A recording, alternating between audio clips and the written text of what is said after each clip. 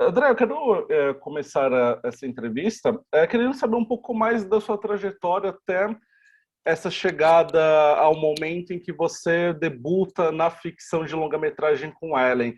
Eu sei que você passou por uma trajetória que também incluiu alguns curtas-metragens, então eu tenho interesse em saber em quanto esses trabalhos contribuíram para esse preparo nessa Uhum. estreia na ficção de longa-metragem, até mesmo em qual etapa essa história de Ellen, enfim, chegou até você. Então, putz, é, foi um processo meio longo mesmo de vida, né? Assim, né? Quando você resolve com, sei lá, 18 anos trabalhar com arte de certa forma, né? Então, é, acho que é sempre um processo, assim. Eu sempre brinco que eu sempre tive ligado de alguma forma com o campo artístico, ou teatro, cinema, as artes plásticas, que é um pouco meu hobby, assim, eu pinto, mas eu sempre, não importa o suporte, né? Uma hora, o que interessa para mim escrever também, literatura e assim por diante. Então, em algum momento,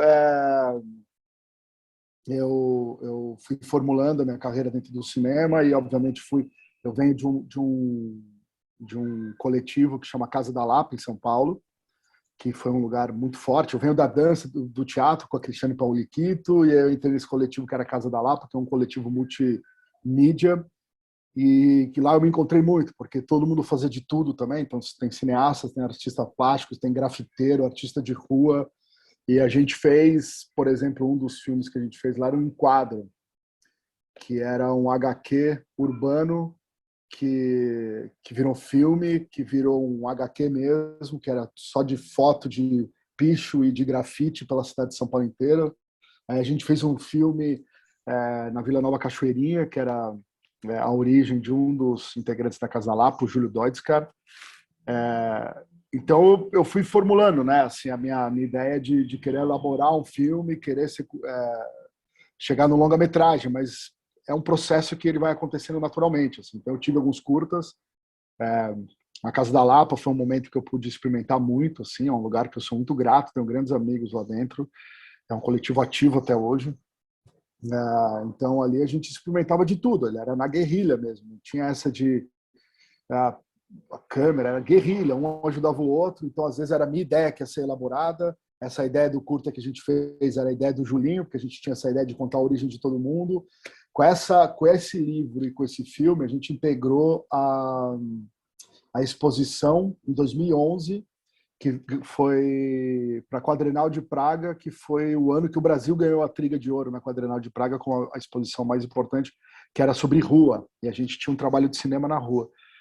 Então, obviamente, depois eu fui dirigindo fora do coletivo para assumir um pouco mais algumas coisas de linguagem que eu queria investigar. Fiz um filme que chama Silene, que é um filme um tanto quanto radical. Eu acabei indo para alguns festivais, fui para a Espanha, fui para outros festivais também, o Kinofórum em São Paulo, e eu não lembro agora todos os festivais, mas era um filme um pouco mais radical, que eu queria investigar a linguagem, né? A Silene é uma história real, baseada nas cartas que a avó da grande atriz de teatro, Nicole Cordery, que gosto muito do trabalho dela, deixou para ela, e a gente elaborou esse filme dentro do AP43, que é um grupo de pesquisa, né? Então essa ideia de coletivo e fazer junto com as pessoas teve sempre no meu DNA. E aí, como eu me relacionava muito forte com Bexiga, eu comecei a elaborar aos poucos o filme, né, conhecendo os personagens, que a Ellen existe e a Dona Maria existem, elas moram lá, né? E aí, aos poucos, eu fui transformando isso em longa-metragem, e uma hora ele se concretizou, né? Assim, não tinha muita pressa para fazer, porque eu entrei no cinema e na TV como roteirista, escrevendo, mas aos poucos eu fui querendo é, dirigir também fora de processos coletivos, e aí virou o Ellen, esse primeiro longa-metragem que eu tô colocando aí, né, assim, no cinema, assim. Então, foi um processo longo, mas ao mesmo tempo ele foi acontecendo natural, assim. Sobretudo, minha próxima questão é justamente sobre esse ponto do Ellen ser inspirado em duas personagens reais, né? A Agatha Almeida e a avó dela, que é a Maria de Almeida. Eu tenho curiosidade de saber qual foi a sua conexão com essas personagens reais ao ponto de, inclusive, elas se transformarem em inspiração para a sua ficção? Então, o Nova Dança, como eu citei, que eu comecei no teatro com a Cristiane Pauliquito, ela tinha um espaço no Bexiga que chama Nova Dança. Esse espaço foi um polo cultural, assim, circulou muita gente ali, foi um lugar de formação artística de muita gente, do cinema, do teatro, das artes plásticas, enfim, foi uma efervescência artística muito grande ali do Bexiga. E eu fiquei louco assim com o trabalho da Kita e fiquei com ela, sei lá quantos anos, fiz assistência para ela. E ela dá aula na EAD, na Escola de Arte Dramática também. Cheguei até a fazer assistência para ela em alguns processos lá dentro. E quando ela saiu, elas deixaram o espaço, eu assumi o espaço com outro diretor da EAD, que chama José Fernando Peixoto Azevedo. E aí eu comecei a abrir meu olhar para o bairro. Mas desde a época do Nova Dança, o muro do Nova Dança era muro com a pensão que a Ela e a Dona Maria moram.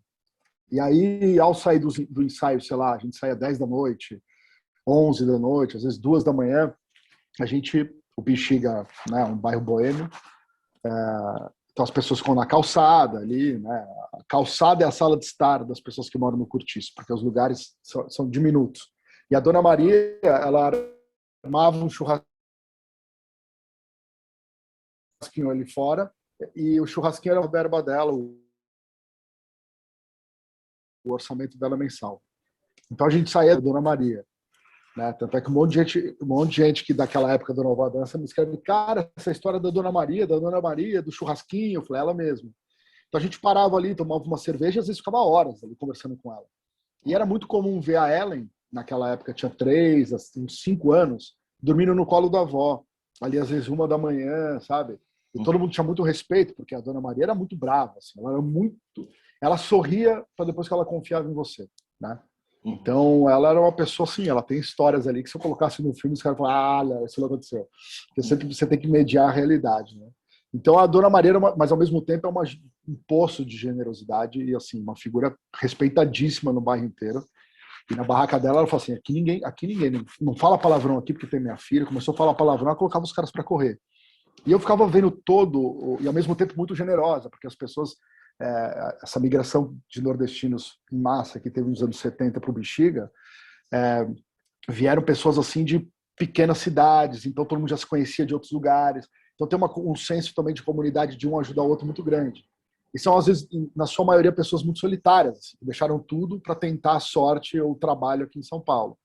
Então, o churrasco da Dona Maria era um espaço das pessoas contarem as intimidades mesmo. Larguei a namorada, tô apaixonado por não sei quem, saí do trabalho, meu patrão tá me explorando muito, aquele filho da puta, e assim por diante. E eu olhava aqui e falava assim, caralho, que, né, tem uma dinâmica do bairro ali. Eu sempre fui muito integrado, muito aceito ali dentro, porque foram mais de 20 anos ali, né? Então, eu nunca morei no Bexiga, mas eu sempre tive muito próximo dali. E um dia, conversando com a Ellen, eu adaptei uma peça, um livro para o Sesc de teatro, e a Ellen não saía dos ensaios, assim, ficava nos ensaios, era uma peça infantil, ela ficava nos ensaios, e um dia eu peguei e falei, cara, um dia eu não vou contar a sua história. Ah, minha história? O que é minha história? Minha história, não sei o quê. Aí eu fui amadurecendo, né? Assim, eu sou convidado para os aniversários da Ellen, da Dona Maria, todo ano, eu vou lá, ela faz... No aniversário da Dona Maria, ela faz um churrasco na rua e oferece carne para os amigos dela. E aí a cerveja, cada um paga a sua. Ela dá uma latinha. Então ela tem orgulho de ir lá, ela prepara, compra carne, coloca, assa e as pessoas vão lá cumprimentar ela, assim, todo ano. Assim. Então, de um jeito muito, muito, enfim, eu fui me apaixonando por essa história, ao mesmo tempo tendo toda a delicadeza para contar ela, porque a Ellen, por exemplo, que me baseei para contar a história, chama Agatha Ellen. Então, a Ellen, por exemplo, eu mandei os tratamentos do roteiro para Ellen ler, ela lia, ria, se identificava com umas coisas, entendia algumas alterações que eu tinha feito, não na vida dela, mas assim, coisas que eu deixei para fora, ou coisas que eu acabei fazendo uma alteração, né? Na vida real, o pai dela não é caminhoneiro. O pai dela é lutador de MMA, tem uma academia de boxe. Aí eu falei, puta, vou colocar boxe num filme delicado, cara. Ellen, seu pai vai ser caminhoneiro.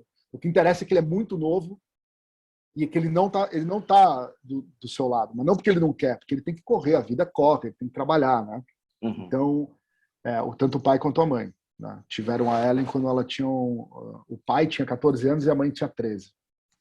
Então era uma realidade muito ali do Bexiga. Então essa história ela foi me atravessando, sabe? Eu conheço o pai dela, conheço a Dona Maria, então, enfim. Então essa história foi meio se apresentando e uma hora eu achei que eu tinha legitimidade para contar ela, informação, e que era uma história importante, porque o meu sobrenome é Colazzo, é italiano, meu avô é italiano, né? Então, eu falei, cara, esse bairro aqui não tem nada de italiano. Assim, esse bairro aqui, ele não é um bairro italiano. Esse bairro aqui é um bairro preto, é um quilombo. Os italianos ocuparam, tiraram os pretos do bairro, tem a migração de nordestinos e os italianos exploram os nordestinos. Basicamente assim, em força de trabalho, em trabalhos, às vezes nem... tem coisas informais, tem coisas não informais, enfim. Então, tem uma dinâmica ali do bairro que quem só frequenta para tomar uma cerveja ou comer numa cantina não conhece. Uhum. Então, eu tentei mostrar um Bexiga que é um Bexiga que pô, tem gente que nasceu em São Paulo e não sabe que o Bexiga, atrás daquelas fachadas do século XIX, tem um estilo de vida precário e complexo ali, sabe? Com uma ausência de muita coisa ali, né? O Estado, a ausência de prefeitura ali, a ausência de oportunidade, a ausência de tudo, né? Então, essa história acabou, eu vou entrando num looping, assim, porque essa história me atravessa, assim, sabe? Eu não sei nem quando que ela começou, sabe? Assim, ela é uma história que faz parte muito da minha formação artística, então ela me atravessa. Então, eu tenho outras histórias e outros desdobramentos que eu quero ainda fazer sobre o Bexiga, e sobre esse ponto de vista dessas pessoas que moram ali nos cortiços. Eu tenho um curta-metragem que é bem mais radical, assim, no sentido de linguagem, que chama Férias, que eu ganhei um PROAC para fazer. Ele estreou no Festival de Tiradentes do ano passado, foi antes da pandemia, ainda teve um festival presencial, eu fui, tinha gente de verdade, foi muito legal. E um filme de 28 minutos que conta, é um documentário aí, que conta o período das férias das crianças que moram lá, porque é um grande problema. Né? As crianças entram em férias, os pais têm que continuar trabalhando e vai deixar com quem as crianças? Uhum. E aí tem uma série de complexidades ali, das crianças não tem... todos os projetos sociais nas férias fecham, onde deveriam estar abertos. Então, assim, a comida que a Queropita dá faz falta. A comida da escola faz falta. Então, as férias é um problema estrutural mesmo. Assim, tá? As férias, tanto de janeiro quanto de julho, é um problema estrutural para as pessoas que moram ali. Elas estão no centro, a gente olha ali, você não... Passa a fachada que é tombada ali do século XIX, que está toda bonitinha, porque tem que se manter bonitinha, você vai ver uma realidade. Então, tanto no Férias quanto no Ellen, eu tentei mostrar, na verdade, o verdadeiro Bexiga. Né? Uhum. Eu tenho curiosidade de saber em relação à estética do Ellen. Você contou, inclusive, sobre como a frente, né, daquela casa acaba funcionando meio como uma sala de estar. Eu acho até curioso como espectadores, como é um espaço que parece ser mais aconchegante do que a própria sala de estar, né, da avó e da neta. Uhum.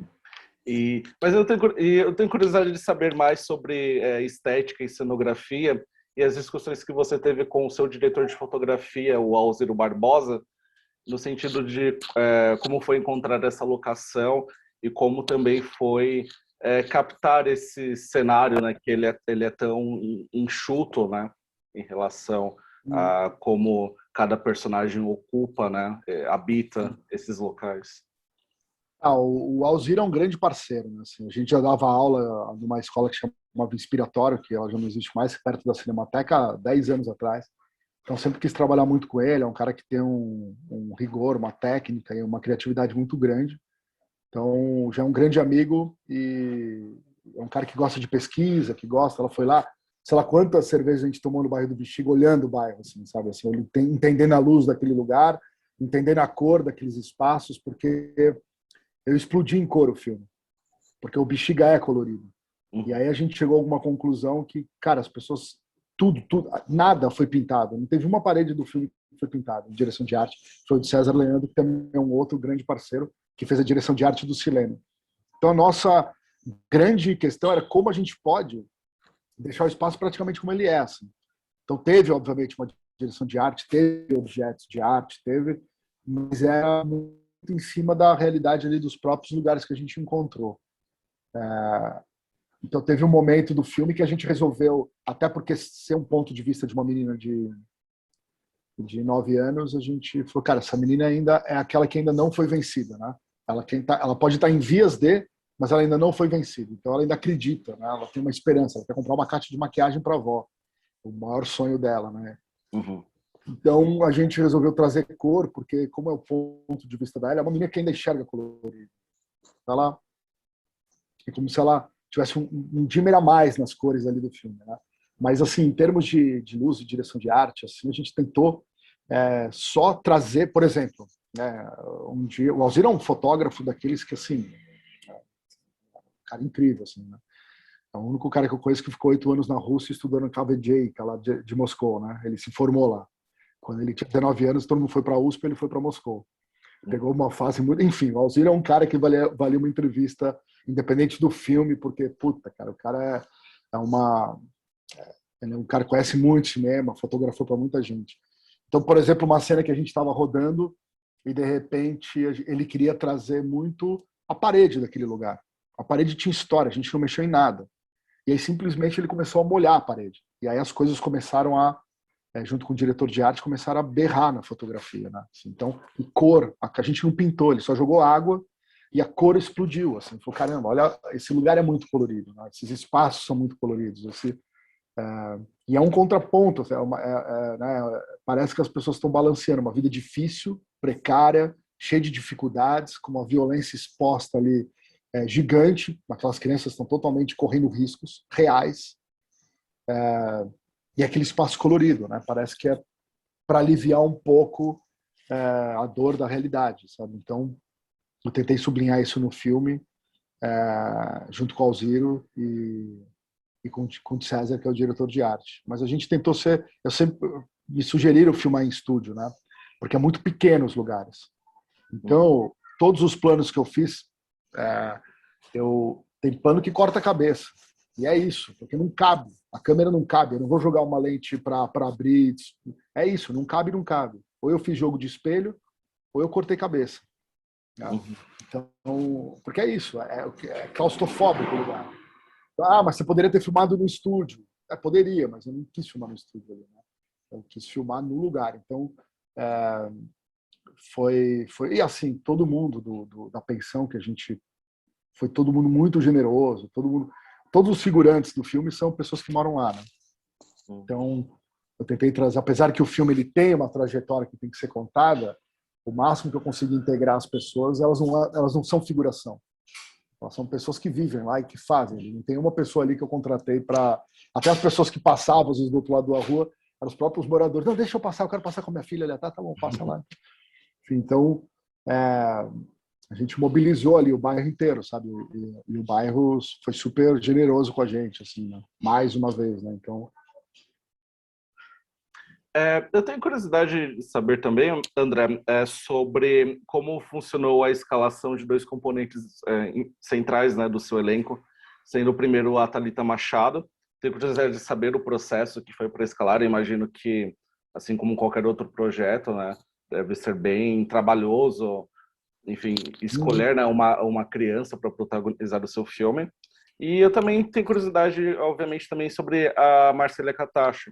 Inclusive porque eu a entrevistei recentemente por Pacarrete e até apontei como acho curioso justamente nessa etapa da carreira dela, já sendo essa atriz madura, ela está recebendo, depois de muito tempo, essas grandes oportunidades em cinema, né, como uma personagem no centro da história. Ela também está no novo filme do Christian Bourlan. Sim, Então, sim. como foi esse Ah, encontro, né, entre o novo e esse componente já tem tanta experiência? olha, acho que assim, são duas gêmeas, né? Uma que eu descobri que ela se apresentou, eu testei 400 meninas, eu não queria trabalhar com atriz mirim, nada, nas escolas públicas do entorno. Então, o Luciano Baldan me ajudou, ele foi entrevistando um monte de criança lá, do jeito muito sensível que o Baldan tem. Ele chegou em algumas pessoas, a gente fez um select de 50 ou 60 dessas 400. A Thalita nem foi a que mais me chamou a atenção no vídeo, mas ela era muito assertiva no vídeo. Assim, ela era muito assertiva, ela tinha muita certeza do que ela queria fazer. Para você ter uma noção, o teste dela lá com o vídeo que o Luciano Baldan fez, que você quer ser? Eu quero ser médica e atriz. Aí o Baldur responde para ela, fala, mas é meio difícil ser médica e atriz. Ah, eu vou tentar os dois, o que der certo eu fico. Ela é viciada, e aí e ela era muito assim, era muito figura assim. Quando ela entrou na sala de ensaio, cara, no teste eu fiquei 1 hora com ela. Ela entrou e eu já sabia que ia ser ela. Ela é muito viva, assim, muito. Ela respira cinema. Tal como a Marcela. A Marcela, né, se a gente for pegar a Hora da Estrela, a Marcela era muito nova também, né? Uhum. Então, tem isso, tem gente que nasce para fazer. Ela nunca tinha feito nada, sabe? Ela só tinha vontades, mas também ela mora numa situação precária, os pais não têm condição. Ela perdeu o pai com 5 anos, o padrasto dela e a mãe trabalham muito, mas assim, não tem como pagar um curso de teatro para ela, nem de cinema, nem nada.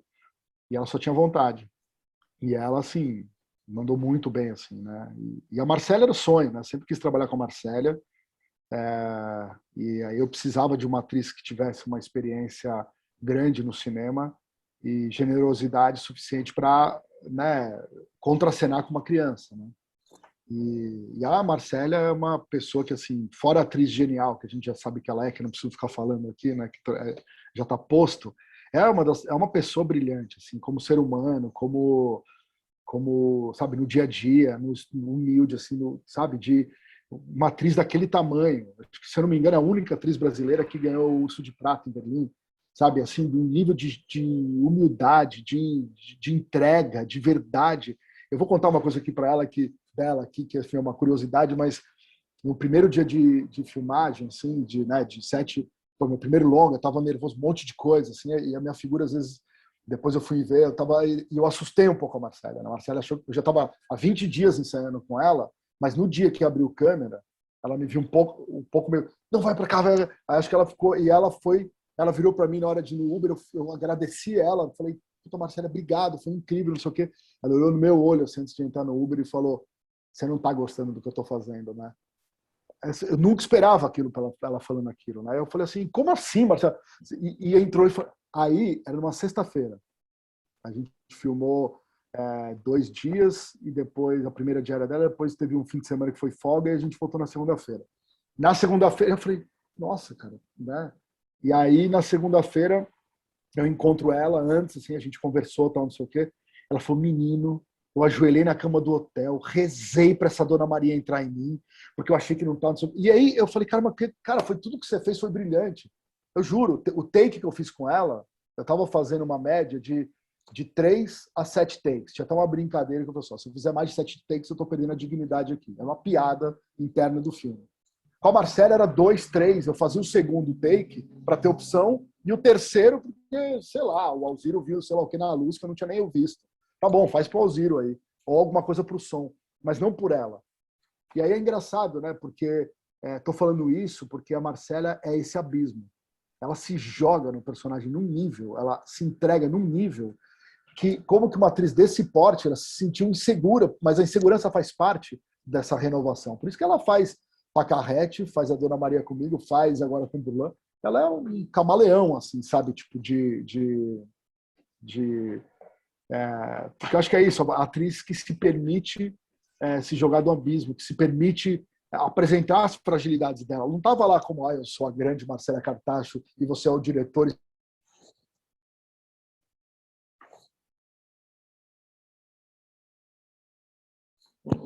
Travou aqui para mim. A Marcela virou uma amiga, assim, a gente troca aqui toda hora a mensagem. Você tô muito. Ela está filmando agora no Ceará um outro longa. Foi um presente, assim, quando a gente decidiu ligar para ela, eu falei, puta, tomara que ela tenha ainda. Mas assim, foi um presente, assim. E ela e a Thalita, sabe, foi uma química que rolou muito fácil, assim. Marcela é um ser do outro mundo, assim, sabe, enfim. Eu ficaria falando mais 2 horas dela aqui, elogiando ela, porque realmente um ser humano muito, muito especial.